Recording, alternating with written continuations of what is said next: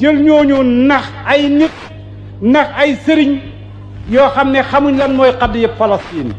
looloo tax ma indi leen bayt yi Cheikh Ibrahima Niass waxoon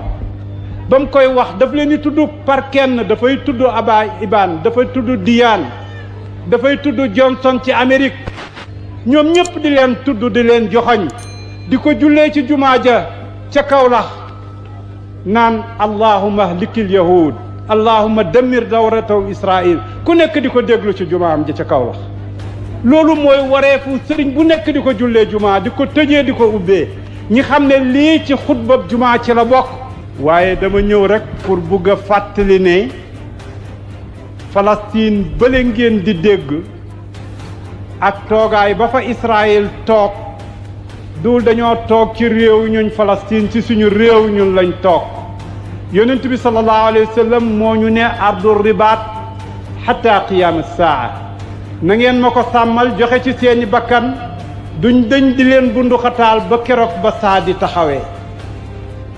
li tax ñu ñuy tuddee marabu foofu la baat bi jógee baatu marabu ci baatu murabit la jógee mooy le sentinelle ki jóg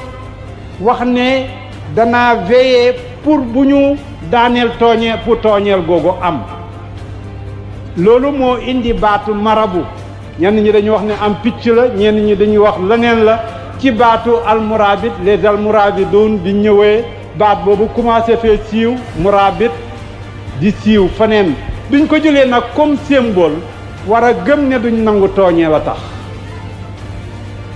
mu mel ni nag fii ci Sénégal fii ci Dakar ci OCI 91 ci lañ taxawoon ne nañ teggi baatu jihaad pour kuy xeex te ñu nangu sa suuf daan la nekk ci Palestine tax laa xeex keroog maa ngi yoon ci séance huis clos bi keroog lañ rey baatu jihaad wala lañ ko suul te fekk mi ngi dund te fekk yàllaa ko santaane waruñ koo teg ñu teggee ko ci suñ suuf loolu nekk gàcce bu ñuy topp ba faw keroog ci conférence boobu lañ dindi discrimination raciale moomele ko les sionistes yi nga xam ne ñoom dañoo ne ñoo gëm ñëpp le peuple élu noonu lañ tuddee seen bopp c'est un peuple élu ñu ne ñoo gëm ñëpp ndax yàllaa leen tànn ci kaw ñëpp di ko doxee ñu ne ñii ñuy doxee racisme lañ nga ne déedéet nañ ko dindi ndax baat boobu dafa diis baatu dëgg war naa diis ki ne maa gën ñëpp nga ne ko baat boobu kenn waru koo yëkkati kenn gënul kenn ñu teggee ko fii ana lan moo desoon nag bi loolu amee échanger ay ambassade am diggante ay réewi islamique ak Palestine te dara waru ci li desoon mooy ulama yi ñu jàng l'islam xam ne lii warul yàlla santaanewu ko li yonent bi sallallahu alayhi wasallam wax lu wér la suñ ko fi doon tëral ci ay téere mu fees place bi lépp mu tëral ko mu wér ñu ne nag nañ fexe ba doomi sëriñ seeg sëriñ si yónnee ñu dem Israël li nga xam ne gouvernement koy wax loo du télé di diw wala diw suñu alal yi ñëpp lañ jël yóbbu ko Israël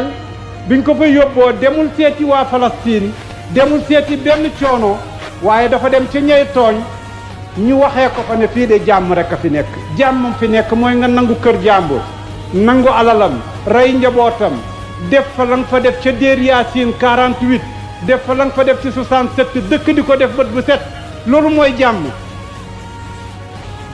loolu lañ wax ne fii jàmm moo fi nekk te ku fi ñëw am projet taxawu dëgg jar na projet jar na waxaale taxawu dëgg jar na may ñëw ci ambassadeur yi Palestine ne ko defal ma suñ coloniser Sénégal dama war a dem ci keneen ne ko kaay danañ la jox xaalis kaay dimbale ñu xeex colonisation wala waree fam la dañuy dem ba fàtte loo xam ne du ngor du diine lenn santaane wu ko kon nag ñi may njëkk a woo ci sama toogaay bii mooy autorité bi média officiel boobu ñëpp bokk ñu jël ko yóbbu ko Israël duñ ko yóbbu Palestine de su fekkoon équilibre rek la ñuy def ñu ne ay journaliste a koy def nañ dem Palestine nañ déglu le peuple palestinien où est le son de l'autre cloche donc loolu dama koy wax fii mu wér que duñ ko nangu tey duñ ko nangu ëllëg duñ ko nangu gannaaw ëllëg maa ngi ci interpellé nag les autorités te su ma leen ko waxee ñi xam ne li ma wax lu ma namm la loolu ñu def jël suñ télévision bi teg fa loolu ñu fa teg jël ñooñu nax ay nit nax ay sëriñ yoo xam ne xamuñ lan mooy qadiya Palestine looloo tax ma indi leen bayt yi Cheikh Ibrahima Niass waxoon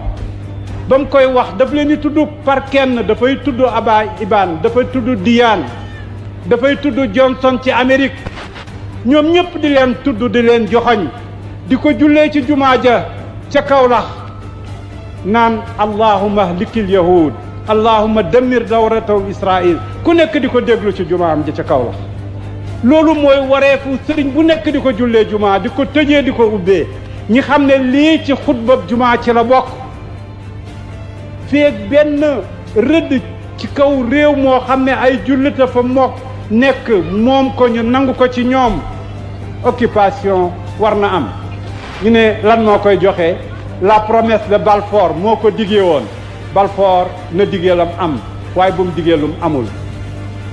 ñu ne le plan Sykes-Picot moo ko dëgaloon moo def balkanisation plan Sykes-Picot na dem fële luy effacé la taxawul ci dara ñu ne ma les résolutions des Nations Unies ñoo créé état ay résolution duñu créé état résolution du ko créé Israël lu mu yàgg-yàgg dana jóge fa mu nekk juif yi fa ñu nekkoon dañu fa delluwaat duwul nag discrimination duwul contre les juifs jullit yi amuñu benn problème ak benn juif yaa ngi nii Maroc di dund 67 ci digg guerre bi nga fekk leen ci biir marché bi ñii dem ak a ñëw kenn du leen wax ne leen seen bët suufa ngi ci juif yaa ngi nii ci Tunis di dund kenn mës leen a wax benn baat bu naqadi ñu nga ne la ci Iran di dund kenn mës leen a wax benn baat problème bi du problème mu juif musulman chrétien problème mu occupant la problème mu oppression la problème mu colon la problème boobu nag lañ dul nangu ak ku ko mun di def ci àddina bu puissance ñëwee occupé danañ ko ne bàyyil occupation ñii yegg nañ tey di wax sax territoire 67 ñun nag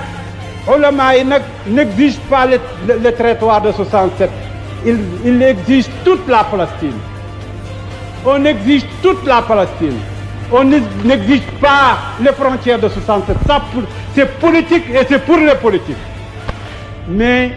pour nous tout ce qui n'est pas légitime ne peut pas être légalisé et c'est pas légitime donc dama bëgg point yooyu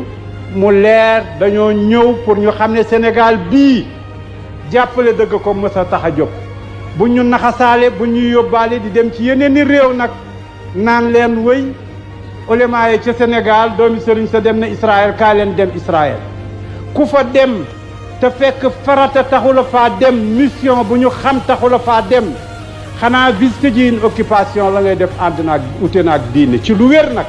ci lu alquran wax lu hadis yonent bi sallallahu alayhi wasallam tëral lu fuqaha yi wax kër gu ñu nangu la ko nangoon sa kër nag ma ne maa ngi ñëw di la ndokkeel yow mi ko nangu seet leen loola lan lay firi loolu rekk la man mu nangoon sa kër keneen jóg ni ma xaaral ma ndokkeel ko ci nangu gém nangu këru jàmbur loolu rekk la li ñuy jaay nag dara amu ci alquran nag digée na te digéem dana ñëw li ma bëggoon a wax bëri na waaye li am solo mooy tey ñi fi nekk ci ay kilifa war a jot kàddu dañoo bëri te waxtu wi guddul trop looloo taxoon rek waaye nag message bi bu jàllee ba ñu xam ne peuple Palestine ci suñ xol la nekk ba ñu xam ne jàppale gañ koy jàppale du discrimination du religion du leneen dañ koy jàppale ndax dëgg la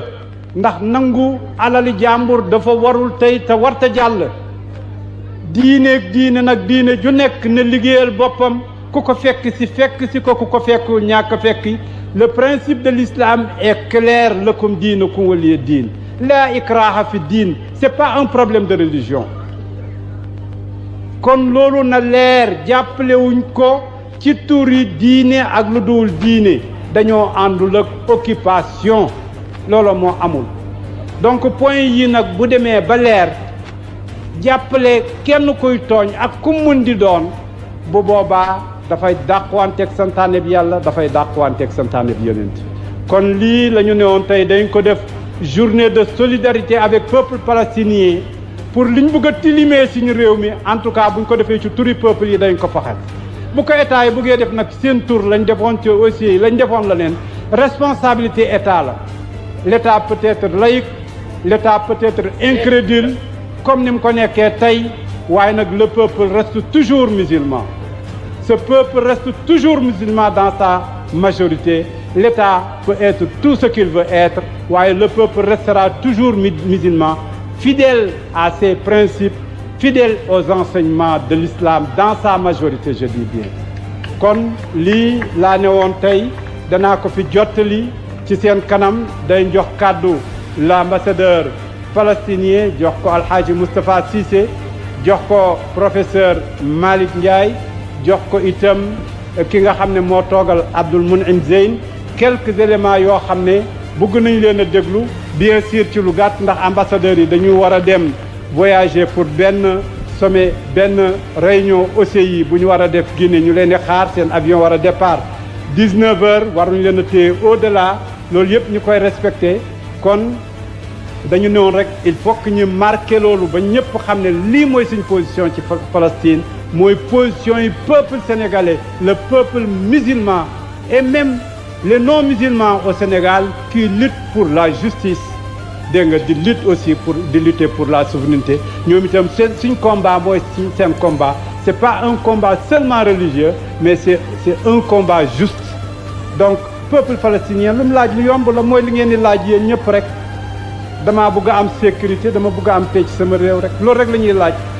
nga ne ko nag doo am paix doo am sécurité kuñ ko waxoon ci ñun ñii ñëpp itam mu jóg rek lam am yëpp mu jaay ko ci kon duwal lu ëpp loolu kon mu bëgg koo leeral ci bopp yi ba mu leer kon Oustaz Assane maa ngi lay delluwaat kàddu gi lii mosaale rek la li ci des nag ci guddi gi lay ñëw incha allah